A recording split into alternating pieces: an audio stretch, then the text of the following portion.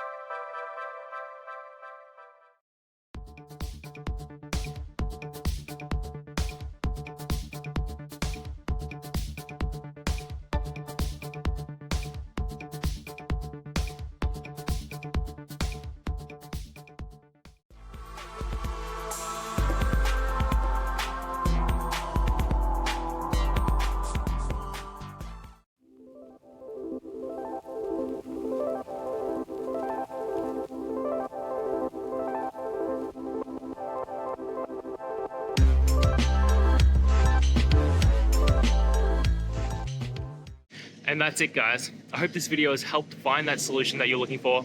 And if it did, please hit the subscribe button. I'd really appreciate it. Now, until the next time that you need technical help, I hope you have a good one.